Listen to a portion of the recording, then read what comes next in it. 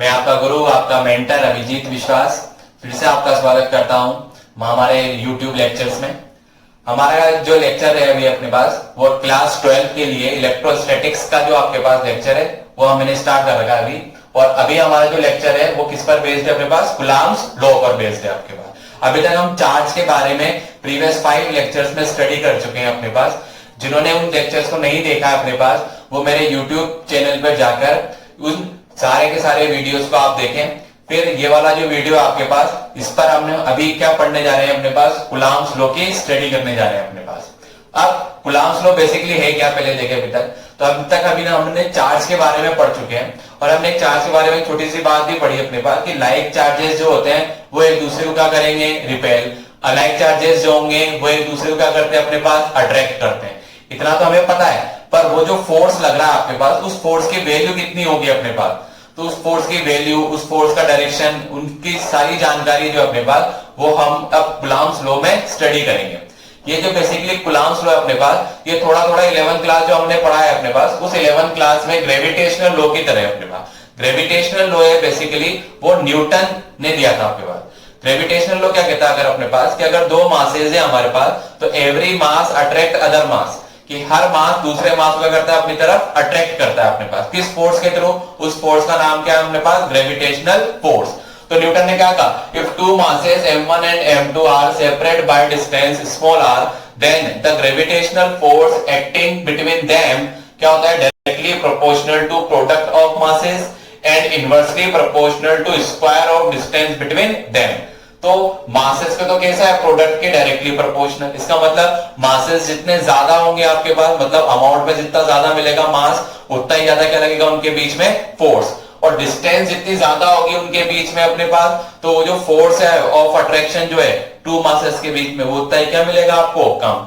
दोनों को कंबाइन करके निकला फिर अपने m1 m2 divide by r square. Proportional का साइन हटाएंगे तो क्या मिलेगा? एक कांस्टेंट। ये जो कांस्टेंट है इसको क्या बोलते हैं? Universal gravitational constant. और ये बेसिकली जो यूनिवर्सल ग्रेविटेशनल कांस्टेंट है इसकी वैल्यू होती है 6.67 into 10 raised to the power minus 6.67 into 10 raised to the power minus 11 newton metre square पर कूलम स्क्वायर।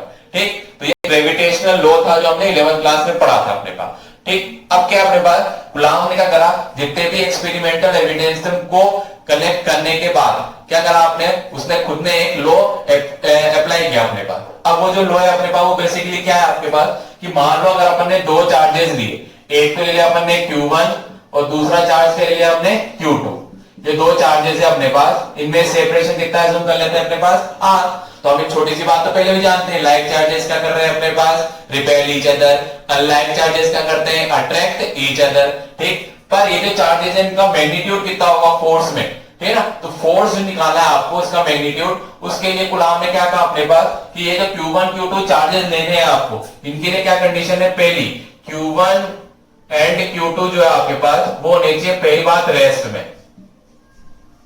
कैसे चार्ज है अपने पास? Rest charge. और सेकंड कंडीशन क्या है हमारे पास कि Q1 Q2 जो है अपने पास वो होने चाहिए पॉइंट चार्जेस।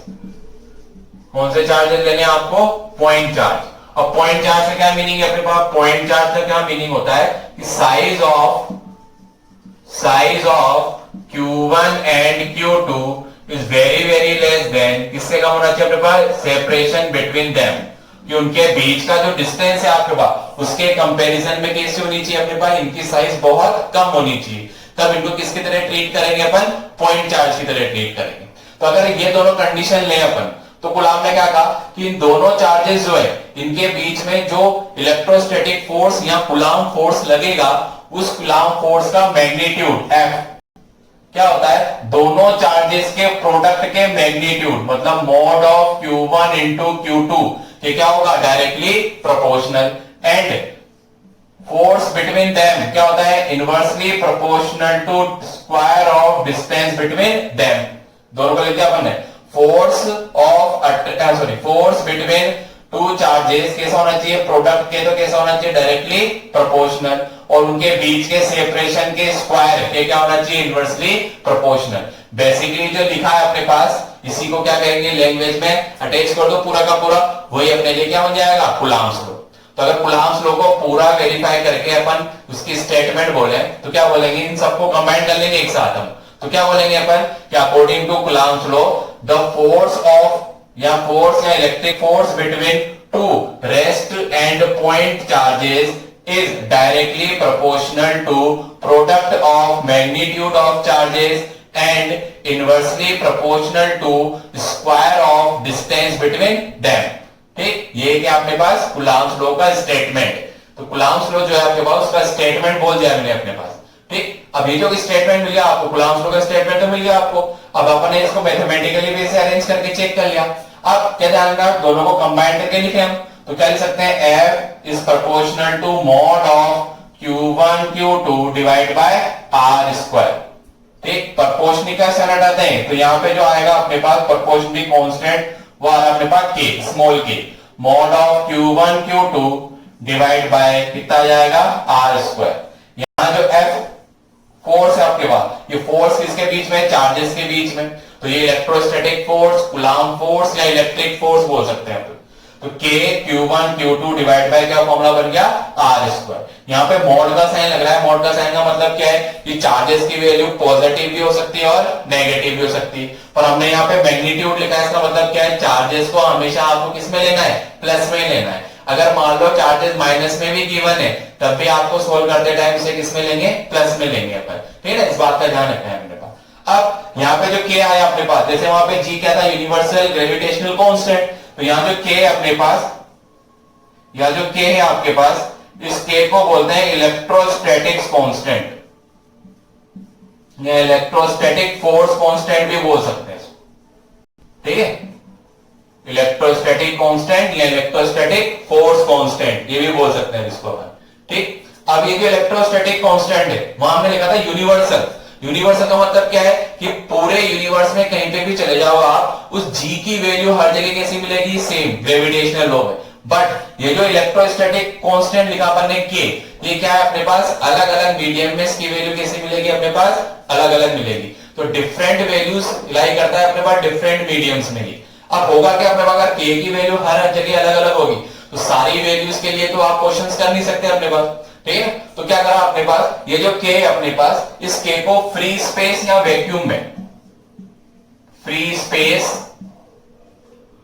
या अगर वैक्यूम में इसकी वैल्यू लिखे हम, तो फ्री स्पेस या वैक्यूम में K को इस तरह से रिप्रेजेंट करते हैं 1/4 पाई एप्सिलॉन नॉट। अब ये एप्सिलॉन नॉट क्या है अपने पास, तो यहां जो एप्सिलॉन नॉट है आपके पास, एप्सिलॉन नॉट इसको बोलते हैं परमिटिविटी ऑफ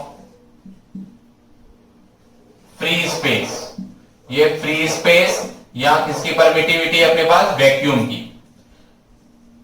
या इसको एयर के लिए भी बोल सकते हैं हम, फ्री स्पेस, वैक्यूम या एयर परमिटिविटी अपने पास। परमिटिविटी का एक सिंपल मीनिंग क्या है अपने पास, परमिशन एक तरीके की, कि अगर किसी भी चार्जेस को आपने क्या रख रखा है अपने पास, फ्री स्पेस, वैक्यूम या एयर में अपन ने रख दिया अपने पास, तो बेसिकली उसको कितना परमिशन है या उसकी कितनी एबिलिटी है to exert a force to other charges, कि वो दूसरे चार्जेस पे किस तरह से क्या एक्सर्ट कर सकता है, फोर्स का, जब उसको क्या रख दूं मैं, वैक्यूम में। तो पर्टिकुलरली क्या एक तरीके का कांस्टेंट है। अभी जो कांस्टेंट है प्रभाव परमिटिविटी, इसकी जो वैल्यू अपने पास, ये सिर्फ और सिर्फ फ्री स्पेस, वैक्यूम या एयर के लिए, तो इसकी जो वैल्यू अपने पास एक फिक्स वो होती है 8.85 into 10 to the power -12 newton, sorry coulomb square upon newton metre square, ये इसकी यूनिट। तो एप्सिलॉन नॉट की पर्टिकुलर वैल्यू कितनी आपके पास, 8.85 इंटू 10 टू द पावर -12, ये इसकी पर्टिकुलर वैल्यू अपने पास। अगर ये इसकी पर्टिकुलर वैल्यू है, ये वैल्यू यहां पुट करूं, पाई की वैल्यू होती है 22/7 या 3.14, 4 वैसे ही कांस्टेंट है अपने पास। इस सबको अगर अपन सोल्व करें तो सोल्व करने पे जो लगभग वैल्यू आती है आपके पास, वो होती है 9 into 10 to the power 9 newton metre square divide by coulomb square. तो क्या देखा आपने कि जो फोर्स है अपने पास, ठीक है ना, वो फोर्स फ्री स्पेस या वैक्यूम में जब आप यूज करना है तो वहां पे K की वैल्यू अपन कितनी ले लेंगे, 9 इंटू 10 टू द पावर 9। तो अपन ऐसा लिख सकते हैं, फोर्स इन फ्री स्पेस, कि फ्री स्पेस में जो फोर्स आएगा आपके पास उसकी वैल्यू आ जाएगी F नॉट, लिख देता हूं उसको मैं, तो F naught is equal to K की जगह लिखा अपन ने 1/4 पाई एप्सिलॉन नॉट और Q1 Q2 divide by R square. अब मैं बार बार मोड नहीं लगा रहा हूं, तो अपने आप अपनी अंडरस्टैंडिंग है कि Q1 Q2 ऑलवेज कैसे लेने हैं, आपको पॉजिटिव ट्रीट करना है। एफ नॉट की वैल्यू आ गई अपने पास, इसको इक्वेशन नंबर फर्स्ट पुट कर रहे हैं, अभी आगे काम आएगा हमारे। तो एफ की वैल्यू एफ नॉट आ गया, इसको ऐसा भी सकते हैं अपन, एफ नॉट की जगह अपन सॉरी इस पूरे की जगह अपन के को रिप्रेजेंट कर सकते हैं, के Q1 Q2 divide by R square. पर आपको ध्यान क्या रखना है, सिर्फ के की वैल्यू अगर आप फ्री स्पेस में यूज करेंगे तो वहां वैल्यू कितनी लेनी है आपको, 9 × 10⁹ हमेशा जब भी आपको क्वेश्चन। तो ज्यादातर क्या होगा, अगर क्वेश्चन में आपसे कभी कुछ ना बोला जाए कि यहां लिखना है वहां है आपके पास, इस जगह चार्जेस रखें उस जगह चार्जेस रखें, तो अगर आपको किसी भी मीडियम के बारे में क्वेश्चन में नहीं बोला गया है, इसका मतलब आपको वहां पे के की वैल्यू ऑलवेज 9 × 10⁹ ही यूज करनी है। इस बात को दिमाग में अच्छी तरीके से बिठा लो, ठीक है। इसका ध्यान रखना अपने बात कि विदाउट एनी मीडियम या मीडियम बोले तब तो ऑब्वियसली आपको पता होगा फ्री स्पेस है, वैक्यूम है या एयर है, ऐसा बोल रखा है, पर कुछ नहीं बोले क्वेश्चंस में तब भी आपको ध्यान रखना है के की वैल्यू वहां कितनी लेनी है आपको, 9 × 10⁹ ठीक। इसका ध्यान रखना हम लोग। ये तो सब काम कहां करा अपन ने, फ्री स्पेस या एयर के लिए। अब यही काम हम किसके लिए करेंगे अपने पास, अब मीडियम में। तो क्या करते हैं, ये जो मीडियम है अपने पास, मीडियम में फ्री स्पेस जो कहा आपने परमिटिविटी लिखी थी, वहां पर मीडियम की परमिटिविटी यूज कर लेंगे। तो क्या हो जाएगा, इन मीडियम, कोई भी मीडियम है तो वहां पे के जो होता है स्मॉल के, इसको इस तरह से रिप्रेजेंट करते हैं 1/4 पाई एप्सिलॉन एम लिख गया, ठीक। अभी एप्सिलॉन एम जो है इसको क्या बोलेंगे कि ये जो एप्सिलॉन एम है हमारे पास, ये हो जाएगा परमिटिविटी ऑफ मीडियम। किसकी परमिटिविटी है अपने पास, मीडियम की परमिटिविटी। अगर ये मीडियम की परमिटिविटी है तो मीडियम तो बहुत सारे, ठीक है ना। जैसे इन तीनों चीजें जो लिखे अपने पास, इसके अलावा जो भी है वो सब मीडियम है हमारे पास। वाटर बोल दिया तो मीडियम, ठीक है। एल्कोहल बोल दिया तो मीडियम, मरकरी बोल दिया तो मीडियम, कोई कंडक्टर बोल दिया तो मीडियम।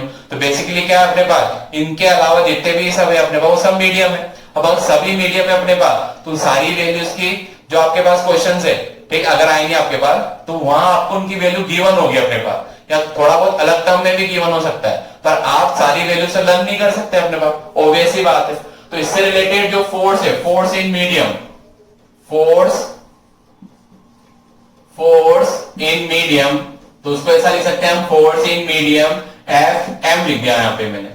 तो के की जगह क्या लिख देते हैं हम अपन, 1/4 पाई एप्सिलॉन एम, कितना जाएगा अपने पास, Q1 Q2 divide by R square. कौन सी इक्वेशन आ जाएगी, इसको इक्वेशन नंबर में क्या दे रहा हूं, सेकंड दे रहे हैं अपन।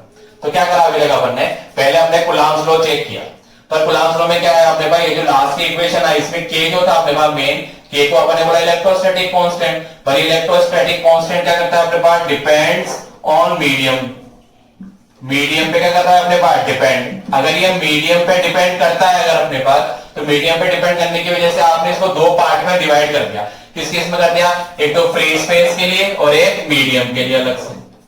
तो फ्री स्पेस में क्या देखा अपन ने, के की वैल्यू होती है 9 × 10⁹, फिर इसको सॉल्व कर लिया अपन ने, तो कुछ ऐसा इक्वेशन बना लिया, फोर्स इन फ्री स्पेस हो गया या मीडियम, तो सॉरी वैक्यूम हो गया। फिर इन मीडियम में फोर्स निकाला आपने, तो के को इस तरह से रिप्रेजेंट करते हैं, जहां एप्सिलॉन एम को अपन ने क्या बोल दिया, परमिटिविटी ऑफ मीडियम, और फोर्स इन मीडियम के लिए फॉर्मूला बन गया आपके पास। अब क्या कर रहे हैं अपन, ये जो फोर्स है अपने पास इक्वेशन 1, ये जो फोर्स है ये फ्री स्पेस का, और 2 इसको कंपेयर करते हैं। कंपेयर करने का मतलब इक्वेशन 1 डिवाइड बाय इक्वेशन 2 कर रहा हूं। इक्वेशन 1 डिवाइड बाय इक्वेशन 2 करें अगर अपने पास, तो देखो एफ नॉट की वैल्यू अपने पास Q1 Q2 bye R square, उसमें भी आ रहा है Q1 Q2 bye R square, 4 पाई इसमें भी आ रहा है, 4 पाई इसमें भी आ रहा है, ऑब्वियसली बात है कैंसिल हो गया। तो क्या आएगा आपके पास, F naught divide by F M is equal to, ठीक, पहले ये वाला है अपने पास टर्म, तो ये डिवाइड में, और ये कहां पहुंच जाएगा, ऊपर। इसका मतलब कितना जाएगा, epsilon M divide by epsilon naught. आप खुद भी चेक कर सकते हैं, बिल्कुल सिंपल ही। तो F not by F M किसके इक्वल आ गया, epsilon M divide by epsilon naught. अब ये जो epsilon M divide by epsilon naught आ रहा है, इसमें क्या है, ये है परमिटिविटी ऑफ मीडियम। ये क्या है हमारे पास, permittivity of free space. Basically है तो दोनों परमिटिविटी। तो अगर परमिटिविटी है दोनों के दोनों, तो क्या करते हैं, अगर किसी भी फिजिकल क्वांटिटी में दो सेम क्वांटिटीज का रेशियो निकालते हैं, जैसे density of any substance divide by density of water, तो उसको क्या बोलते हैं हम, रिलेटिव डेंसिटी। ऐसे ये क्या है, permittivity of medium divide by permittivity of free space. तो इसे क्या बोल देते हैं, इसको बोल देते हैं एप्सिलॉन आर, या इसको कभी कभी कैपिटल के से भी रिप्रेजेंट करेंगे क्वेश्चंस वगैरह में अपन। तो ध्यान रखना है, अभी अपन इसको किससे रिप्रेजेंट कर रहे हैं, एप्सिलॉन आर। तो epsilon M divide by epsilon naught किसके इक्वल आ जाएगा, एप्सिलॉन आर के इक्वल। और एप्सिलॉन आर जो है अपने पास, एप्सिलॉन आर इसका ही क्या है अपने पास, इसको बोलते हैं रिलेटिव परमिटिविटी, रिलेटिव परमिटिविटी। या इसका एक और नेम है अपने पास, वो है डाइलेक्ट्रिक कांस्टेंट। पहले भी आ चुका है अपने पास इंडक्शन में, डाइलेक्ट्रिक कांस्टेंट। ठीक, तो इस फॉर्मूले में जो ये वैल्यू आ रही है, इसको अपन ऐसा लिख सकते हैं कि F naught divide by F M किसके इक्वल आ जाएगा अपने पास, एप्सिलॉन आर के इक्वल। एक फॉर्म दे बन गई अपने पास। फिर epsilon M divide by epsilon naught किसके इक्वल आ जाएगा अपने पास, एप्सिलॉन आर। ये भी आ गया अपने पास। ठीक है, फिर इसको थोड़ा ऐसा लिख सकता हूं मैं, एप्सिलॉन एम क्या है तो नॉट को इधर शिफ्ट कर दो, तो epsilon M is equal to epsilon naught epsilon R. हो गया अपने पास। ये जो वैल्यू आ रही है अपने पास, थोड़ा यहां सोल्व कर देता हूं मैं। ये जो वैल्यू आ रही है आपके पास, epsilon M epsilon naught epsilon R आ गया आपके पास। ये आ रहा है आपके पास F not by F M कितना आ गया, एप्सिलॉन आर के इक्वल। फिर हमने देखा था एप्सिलॉन आर की वैल्यू जो हमेशा, एप्सिलॉन आर की वैल्यू वो हमेशा एक से बड़ी या एक के कैसी अपने पास, इक्वल। एप्सिलॉन आर की जो वन वैल्यू होती है वो तो किसके लिए होती है, एयर या free space. Epsilon R is equal to 1, ठीक है ना। ये लगभग 1 ही, एयर में भी लगभग 1 ही लेते हैं। तो वैक्यूम में या एयर में हम इसकी वैल्यू कितनी लेंगे, 1। और एप्सिलॉन आर की वैल्यू इंफिनिटी, ये किसके लिए पढ़ी थी हमने, मेटल्स के लिए। कि कोई भी मेटल है अपने पास, मेटल के लिए इसकी वैल्यू कितनी हो जाएगी अपने पास, इंफिनिटी हो जाएगी। फिर 1 वैल्यू पता लग गया आपको, इंफिनिटी वैल्यू पता लग गया आपको किसके लिए। तो बेसिकली क्या है, एप्सिलॉन एम अपने पास यहाँ पे फॉर्मूले में काम आता है मीडियम में। तो क्या करें, ये वाली वैल्यू अगर यहाँ पुट कर दें, तो फोर्स इन मीडियम जो अपने पास, उसको हम इस तरह से भी रिप्रेजेंट कर सकते हैं। Force in medium F M is equal to कितना हो जाएगा हमारे पास, 1/4 pi epsilon naught epsilon R Q1 Q2 divide by R. ठीक है, तो ये हमारे पास किसमें फोर्स है, मीडियम में। ये वाला फोर्स है, ये वाला फोर्स हमने किसमें चेक करा था, एयर या फ्री स्पेस के लिए। ठीक है, तो यहां तक तो हमने अभी तक क्या करा, फोर्स का जो कूलम्ब लॉ था उसको देखा। कूलम्ब लॉ में क्या क्या अपन एक्स्ट्रा कर पाए अपने पास, उन सबको बात देख ले अपने पास। अभी तक हमारे पास क्या है अपने पास, बेसिकली अपने पास मेन फॉर्मूला देख रही है अपने पास, F equal to K Q1 Q2 bye R square. फिर ये फोर्स इन मीडियम का फॉर्मूला हो गया। ठीक, फिर उसके बाद ये वाला फॉर्मूला हुआ F nought by F M is equal to epsilon R. तो अभी हमने कूलम्ब लॉ जो है हमारे पास, उसके लिए ये सारे के सारे कैलकुलेशन करके चेक कर लिए। अब मैंने यहाँ पे कूलम्ब लॉ जो है बेसिकली इसको स्टेटमेंट की फॉर्म में लिख चुका हूं अपने पास। कि हमने कूलम्ब लॉ में क्या पढ़ा अपने पास, कि magnitude of electrostatic force between 2 point and rest charges is directly proportional to product of magnitude of charges and inversely proportional to square of distance between them. ठीक, तो यहाँ पे मैंने स्टेटमेंट ली थी आपके पास। अब मेनली जो अपने भी फॉर्मूला पढ़ा अपने पास, उसमें मेन फॉर्मूला क्या है आपके पास, जब अपने पढ़ा है force in air, free space और वैक्यूम। इसकी वैल्यू क्या है हमारे पास, F naught is equal to K Q1 Q2 divide by R square. यहाँ के को अपन क्या लिख सकते हैं, फ्री स्पेस में 1/4 pi epsilon nought Q1 Q2 divide by R square. यहाँ पे एप्सिलॉन नॉट को क्या बोला था हमने, परमिटिविटी ऑफ फ्री स्पेस। और ये जो अपने पास के, इस के की वैल्यू कितनी है अपने पास, 9 × 10⁹। मीडियम की बात करें तो मीडियम में ये फोर्स जो है हमारे पास, उसके लिए एप्सिलॉन नॉट के साथ मल्टीप्लाई में और क्या लिख दिया हमने, एप्सिलॉन आर। और इस एप्सिलॉन आर को क्या बोलते हैं, डाइलेक्ट्रिक कांस्टेंट। और ये जो अपने पास फॉर्मूला है अपने पास बस कुछ नहीं, यहाँ पर एप्सिलॉन नॉट के साथ मल्टीप्लाई में डाइलेक्ट्रिक कांस्टेंट ऑफ मीडियम और मल्टीप्लाई कर दिया, जिससे ये मीडियम का फॉर्मूला बन गया हमारे पास। फिर एप्सिलॉन आर की वैल्यू होती है हमारे पास epsilon M divide by epsilon naught. फिर हम एक फॉर्मूला और देख चुके हैं अपने पास कि अभी कंपैरिजन कराया हमने just F not by F M किसके इक्वल आ रहा था, एप्सिलॉन आर के इक्वल, या इसको कैपिटल के से भी रिप्रेजेंट कर सकते हैं। तो यहाँ पे हमने इसको स्मॉल के से रिप्रेजेंट किया है, इलेक्ट्रोस्टैटिक कांस्टेंट या कूलम्ब कांस्टेंट। और ये जो कैपिटल के बेसिकली ये क्या चीज है, डाइलेक्ट्रिक कांस्टेंट, या इसका दूसरा नाम क्या लिखा था हमने, रिलेटिव परमिटिविटी। ठीक, अब एप्सिलॉन आर की जो वैल्यू है हमेशा वो ग्रेटर देन क्या है अपने पास 1 या इक्वल टू 1।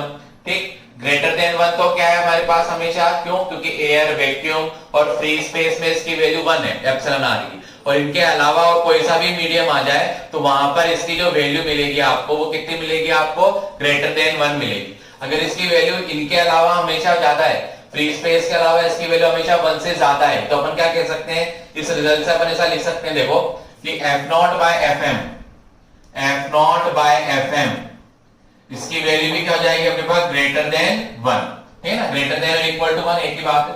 तो एफ नॉट ग्रेटर देन कितना जाएगा अपने पास, एफ एम। एफ नॉट कहां पे फोर्स है अपने पास, फोर्स कब, इन एयर, वैक्यूम और free space between two charges, and F M is the force between charges कहां पे अपने पास, मीडियम। अब हुआ क्या अपने पास कि एयर में फोर्स किससे ज्यादा है हमारे पास, मीडियम में फोर्स है कैसा है, ज्यादा। फॉर एग्जांपल मैंने कहा यार दो चार्जेस है अभी एयर में रखे हुए हैं, इनको एज इट इज कहां ले गए अपन, वाटर में, तो वाटर में ले जाते क्या हो गया, मीडियम चेंज हो गया, तो मीडियम चेंज होते ही एयर में फोर्स ज्यादा मिलेगा, मीडियम में फोर्स कैसा मिलेगा, कम। तो कभी क्वेश्चन आ जाए बताओ फोर्स पे क्या इफेक्ट करेगा, तो क्या पहले एयर में था फिर एयर से मीडियम में चला गया, इसका मतलब फोर्स क्या हो जाएगा आपके पास, पहले से डिक्रीज हो जाएगा। इस बात को शो कर रहा है हमारे पास।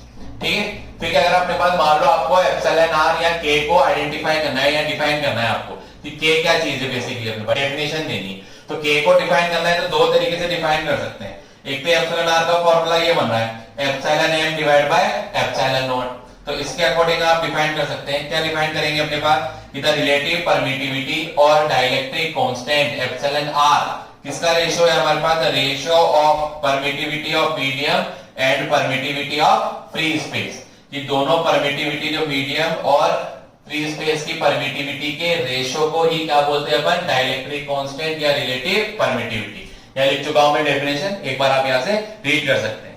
फिर सेकंड डेफिनेशन जो अपने पास वो फोर्स के अकॉर्डिंग दे सकते हैं।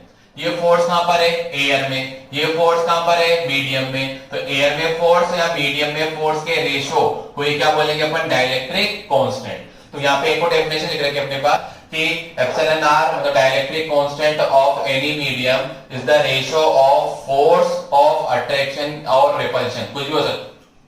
तो फोर्स ऑफ अट्रैक्शन और repulsion between two charges for certain distance in air, पहले कहां पे निकाला है हमने फोर्स, एयर में।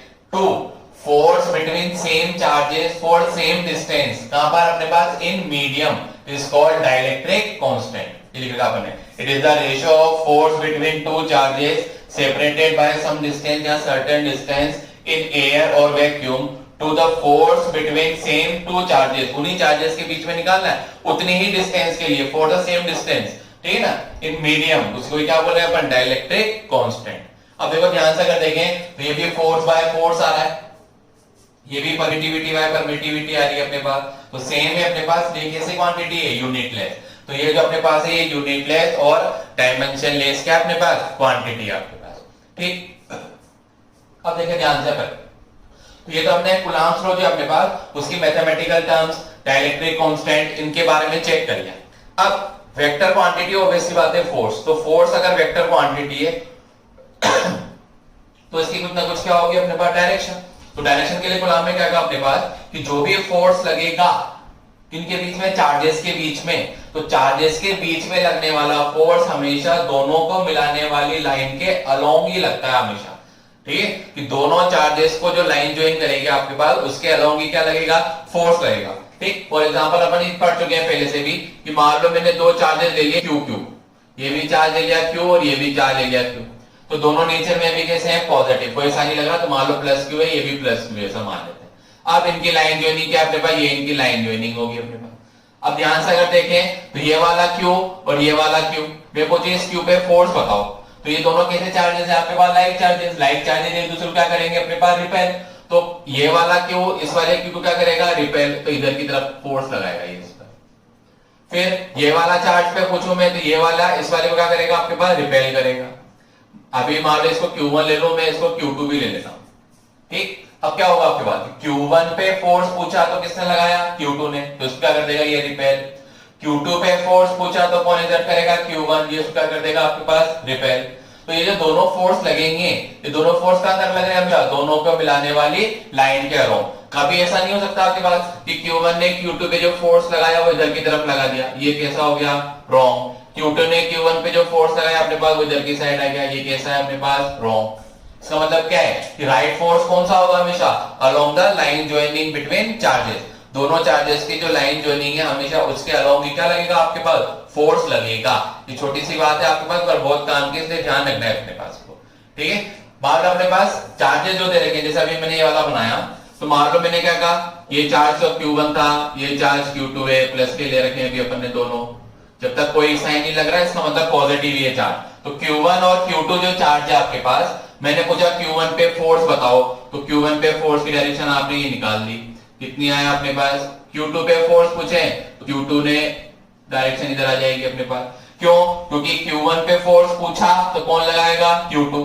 तो Q2 Q1 को क्या करेगा? रिपेल करेगा, तो डायरेक्शन आ गई इस साइड। फिर Q2 पे फोर्स पूछा तो कौन एक्सर्ट करेगा? Q1। तो Q1 Q2 को क्या करेगा? रिपेल, तो डायरेक्शन आ गई इधर अलोंग द लाइन ज्वाइनिंग। अब इस फोर्स को नेम देना है अपन को, मान लो, तो ऐसा लिख सकते हैं इसको अपन, F फोर्स किस पे एक्सर्ट हो रहा है? 1 पे, ड्यू टू किसकी वजह से हो रहा है आपके पास? 2 की वजह से। तो इसको अपन क्या लिख सकते हैं? F12। इसका मीनिंग क्या है अपने पास? Force on Q1 due to Q2, ठीक। फिर मैंने पूछा बताओ Q2 पे फोर्स की डायरेक्शन, तो ये आ गई आपके पास। इसकी लेवलिंग करनी है आपको, तो क्या लिखेंगे इसको? F21 का मीनिंग क्या हो जाएगा? Force on 2 due to 1। तो जो पहले लिखा रहेगा उस पर फोर्स लगता है हमेशा, जो बाद में लिखा रहेगा वो क्या करेगा आपके पास? एक्सर्ट करेगा। तो किस पे फोर्स लग रहा है अभी? जिसको पहले लिख रहे थे, तो 2 पे फोर्स, किसकी वजह से? फर्स्ट की वजह से, ठीक। इसका ध्यान रखना है आपके पास। तो ये क्या हो गया अपने पास? फोर्स किस टाइप से निकालना है आपके पास, और फोर्स की जो डायरेक्शन है अपने पास, ठीक है ना, उसको कैसे लेवलिंग करके लिखना है फोर्स के अकॉर्डिंग, ऐसा कर सकते हैं। मान लो अपन को पॉइंट जो है अपने पास, मान लो ये A पॉइंट पे रखा है, ये B पॉइंट पे रखा हुआ है, तो इस फोर्स को अपन ऐसा भी लिख सकते हैं, फोर्स A पॉइंट पे लग रहा है, कौन से पॉइंट की वजह से? B। तो इसको ऐसा भी लिख सकते हैं अपन, force on A due to B, मतलब A चार्ज नाम लिया, इसको B चार्ज नाम लिया। ऐसा भी लिख सकते हैं अपने पास, मान लो इसको B लिख रहा है तो इसको क्या नाम दे देंगे? FBA, force on B due to A, ऐसा लिख सकते हैं अपने पास। तो फोर्स की लेवलिंग कैसे करनी है अपने को, न्यूमेरिकल में कभी जरूरत पड़ेगी अपने पास, ठीक है ना। तो फोर्स की लेवलिंग कैसे करनी है ये बात भी हमने सीख ली। और फोर्स जो है अपने पास या तो अट्रैक्शन का हो सकता है या रिपल्शन का हो सकता है। एक चीज और देख लेते हैं, मान लो चार्जेस कुछ ऐसे होते हैं, ये होता है मान लो माइनस का Q1 और इसको मैं ले लेता कितना? प्लस का Q2, ठीक। हमें पूछा बताओ Q1 पे फोर्स बताओ, तो क्या करेंगे? जिस पर फोर्स पूछे इसमें क्या है अपने पास, अपन ने Q1 पे फोर्स एक्सर्ट करेगा, तो अपन ने यहाँ पे पेन रख लिया। अब Q2 क्या करेगा? Q1 को अपनी तरफ अट्रैक्ट करेगा, तो पेन इधर जाएगा अपने पास, ये गया इधर की तरफ। तो जिधर पेन या आपका मार्कर यहाँ जो भी आपके पास मूव करे उसी साइड क्या हो जाएगी? फोर्स की डायरेक्शन। फोर्स एक्सर्ट किस पे हो रहा है? यहाँ पे फर्स्ट पे। कौन एक्सर्ट कर रहा है? सेकंड। तो फोर्स ऑन 1 ड्यू टू 2। मैं पूछूं Q2 पे फोर्स बताओ, तो Q2 पे पेन लग गया। अब Q2 पे कौन फोर्स लगाएगा? Q1 क्या करेगा? Q2 को अपनी तरफ अट्रैक्ट करने का मतलब पेन किसकी तरफ जाएगा? Q1 की तरफ, क्योंकि Q1 Q2 को अपनी तरफ खींच रहा है, अट्रैक्ट कर रहा है। तो जिधर पेन जाए उधर एरो बना दो। फोर्स किस पे लग रहा है अपने पास? सेकंड पे। किसने एक्सर्ट कर दिया अपने पास? फर्स्ट, ठीक है। तो ये क्या आ गया हमारे पास? F12 वेक्टर और F21 वेक्टर की डायरेक्शन कैसे निकालनी है मुझे। तो बात क्या रखनी है, जब भी जो भी फोर्स है हमेशा वो फोर्स हमेशा दोनों की जो लाइन ज्वाइनिंग है उस लाइन ज्वाइनिंग पर ही क्या होगा? हमेशा एक्सर्ट होगा। आगे हम देखते हैं हमारे पास vector form of Coulomb's law. ये कूलम्ब्स लॉ जो है हमारे पास उसको वेक्टर फॉर्म में रिप्रेजेंट करेंगे। अभी तक हमने उसका मैग्नीट्यूड फॉर्म देखा है, F = K Q1 Q2 / R²। अब आगे क्या करेंगे, हम इसको वेक्टर फॉर्म में कैसे रिप्रेजेंट करते हैं इसको चेक करेंगे अपने पास। तो इसके लिए क्या करा आपने, टू चार्जेस दिए Q1 एंड Q2, जिनको कहा दिया A और B पॉइंट पे, बिल्कुल ठीक। फिर A और B पॉइंट जो इनकी पोजीशंस कितनी रहती थी, R1 vector and R2 vector, and position of B with respect to A कितना जूम कर लिया हमने, R वेक्टर, ये R वेक्टर। इसका मतलब B का A के रेस्पेक्ट में पोजीशन है R वेक्टर, A का ओरिजिन के रेस्पेक्ट में पोजीशन वेक्टर है R1 वेक्टर, और B का O के रेस्पेक्ट में पोजीशन वेक्टर क्या है, R2 वेक्टर। पोजीशन वेक्टर जो है हमेशा वो वेक्टर फॉर्म का मतलब I, J, K किसी भी फॉर्म में हो सकता है आपके पास। अब हमें क्या करना है, मान लो फोर्स ऑन Q1 और फोर्स ऑन Q2 फाइंड करना है। तो अगर Q1 पे फोर्स चाहिए तो Q1 पे कौन फोर्स एक्सर्ट करेगा, Q2, ऑब्वियस सी बात है। तो Q2 Q1 को क्या करेगा, रिपेल करेगा, तो along the line joining repel कर देगा इधर की तरफ, तो इस पे फोर्स आ गया। फोर्स की नाम देंगे अगर हम फोर्स का, तो क्या लिखेंगे, F किस पे लग रहा है फोर्स, फर्स्ट पे, कौन एक्सर्ट कर रहा है, सेकंड, तो कितना जाएगा, बिल्कुल सिंपल, F1 2 वेक्टर। मैंने कहा फोर्स ऑन 2 बताओ, तो ये भी बिल्कुल इजी, दोनों की लाइन ज्वाइनिंग पे ये इसका कर देगा रिपेल, ये रिपेल कर दिया। बताओ फोर्स का नाम क्या लिख देंगे, F, फोर्स किस पे लग रहा है, सेकंड पे, कौन एक्सर्ट कर रहा है, फर्स्ट, ये आ गया आपके पास F21 वेक्टर, बिल्कुल इजी। तो डायरेक्शन निकाल लिया हमने। अब डायरेक्शन आ गया अपने पास, तो अगर इसको लिखें हम, लिखें force on Q1 due to Q2, कि Q1 पर Q2 की वजह से कितना फोर्स लग रहा है, मतलब ये। तो फॉर्मूला क्या होता है हमारे पास, F12 वेक्टर फॉर्म में लिखना है आपको। तो क्या लिखना है आपके पास वेक्टर फॉर्म में, पहले तो मैग्नीट्यूड तो वही है अपने पास simple, K Q1 Q2 divide by distance का स्क्वायर, डिस्टेंस कितनी है यहाँ पे R, तो R का स्क्वायर। फिर डायरेक्शन लिखनी है अब अपन को यहाँ पर ब्रेक, तो डायरेक्शन देखें ध्यान से, F12 वेक्टर, इसकी डायरेक्शन आ रही है इस साइड, और R के इसकी डायरेक्शन आ रही है इधर। R के बेसिकली क्या है, यूनिट वेक्टर। अब यूनिट वेक्टर अगर R के पे, तो हमेशा लिख सकते हैं R के की जो डायरेक्शन है, फोर्स की डायरेक्शन जो है हमारे पास, उसके कैसी आ रही है, अपोजिट। तो यहाँ पे क्या लिखा आपने, माइनस का R के, तो ये क्या रिप्रेजेंट कर रहा है आपके पास, the direction of force on 1 due to 2 is opposite to R के, कि force on 1 due to 2 is opposite to R के। ये दिख गया हमको, बिल्कुल इजी। कौन सी इक्वेशन, इक्वेशन नंबर 1। फिर ऐसे कैसे हम क्या निकालते हैं, force on Q2 due to Q1। अब किस पे फोर्स लगाना है अपने पास, Q2 पे, तो फोर्स हो जाएगा F21 वेक्टर, वापस वही K ही रहेगा, Q1 Q2 तो वही रहेंगे, चाहे तो आगे पीछे लिख दो। अब वैसे कोई फर्क नहीं पड़ेगा, फर्क डिस्टेंस अभी भी वही है R स्क्वायर, तो ये लिख दिया हमने R स्क्वायर, बिल्कुल ठीक। अब डायरेक्शन चेक करें, F21 वेक्टर इधर, R कैप इधर, दोनों की डायरेक्शन सेम आएगी, तो इसका मतलब क्या हुआ, डायरेक्शन सेम है, तो कितना लिखते हैं यहाँ पे, R कैप। इसका मतलब force on 2 due to 1 is along the direction R cap. Obviously बात है, ये आ रहे हमारे पास। अब ध्यान से अगर देखें तो दोनों फोर्सेस का मैग्नीट्यूड तो बिल्कुल कैसा आ रहा है, सेम, क्योंकि 1 2 2 1 दोनों मीनिंग कैसा है, सेम। इसका मतलब ये दोनों मैग्नीट्यूड में तो सेम है, पर डायरेक्शन किधर आ रही है इनकी, अपोजिट। अपोजिट होने का मतलब क्या है अपने पास, कि इनको ऐसा लिख सकते हैं अपन कि F12 vector is equal to minus F21 vector, ऐसा लिख दिया आपने। इसका मतलब दोनों फोर्स का मैग्नीट्यूड कैसा आ रहा है, इक्वल, और ये माइनस साइन क्या शो कर रहा है, दोनों की डायरेक्शन किधर है, अपोजिट। अब ऐसा कैसा हमने पहले कहां देख चुके हैं, तो हमने ये पहले देखा है कहां, 11th क्लास में, Newton's third law of motion, कि every action have equal and opposite reaction. Obviously बात है, जितना एक्शन होगा उतना ही क्या होगा, अपोजिट में रिएक्शन मिलेगा। तो इसका मतलब क्या हुआ, ये हमने कहां चेक करा, कूलॉम्स लॉ। इसका मतलब Coulomb's law Newton's third law को क्या करता है आपके पास, फॉलो करता है। ये कर दिया हमने, ठीक है। अब यही मान लो आपके पास इन फॉर्मूलाज को अपन को बेसिकली R1 R2 की फॉर्म में, मतलब पोजीशन वेक्टर की फॉर्म्स में लिखना है। अगर इसको पोजीशन वेक्टर की फॉर्म से लिखना है तो बिल्कुल इजी है। अब क्या करते हैं, पहले हम इसमें triangle rule of vector addition apply करते हैं। तो triangle rule of vector addition क्या है, triangle rule of vector addition, इसको अप्लाई करें अगर हम मान, तो क्या होता है ये triangle rule of vector addition, कि अगर दो वेक्टर कंटिन्यूअस डायरेक्शन में ट्राइंगल की किसी साइड को रिप्रेजेंट करें, तो थर्ड वेक्टर अपोजिट डायरेक्शन में रिजल्टेंट को रिप्रेजेंट करता है। तो पहले कंटिन्यूअस में कौन कौन आ रहा है, R1 और R, और इसके अपोजिट में कौन आ रहा है, R2। तो हम क्या लिख सकते हैं, R1 vector plus R vector is equal to कितना हो जाएगा, R2 वेक्टर। सिंपल सा है बिल्कुल। R वेक्टर की वैल्यू पूछे यहां से, बताओ तो R वेक्टर कितना आ जाएगा, R2 vector minus R1 vector. Equation कौन सी आ गई है, थर्ड। ठीक, मैग्नीट्यूड पूछे, बताओ इसका मैग्नीट्यूड लिखो। तो मैग्नीट्यूड कैसे फाइंड करना है आपके पास, तो डायरेक्ट लिख देते हैं R1, डायरेक्ट लिख दो R वेक्टर का मैग्नीट्यूड, और इसको डायरेक्ट R भी लिख सकते हैं। ये हो जाएगा mode of R2 minus mode of R1। ये मैग्नीट्यूड का ही साइन है, इसका मतलब R2 माइनस R1 जो भी आएगा उसका क्या निकाल लेंगे अपन, मैग्नीट्यूड। फिर यूनिट वेक्टर निकालें, यूनिट वेक्टर बताओ। तो यूनिट वेक्टर के डेफिनेशन से R cap is equal to R vector divide by mod of R, मतलब मैग्नीट्यूड ऑफ R। ठीक, कैसा आ जाएगा, R कैप, इसको कौन सी दे देते हैं, इक्वेशन नंबर 4। R का मोड निकाल लिया, R वेक्टर निकाल लिया हमने, तो ये हो जाएगा R2 vector minus R1 vector divide by mod of R2 vector minus R1 vector. ठीक है, ध्यान से देखना, ये R2 माइनस R1 वेक्टर है। वेक्टर का मतलब ये IJK की फॉर्म में मिलेगा, बट डिवाइड में आ रहा है mode of R2 minus R1।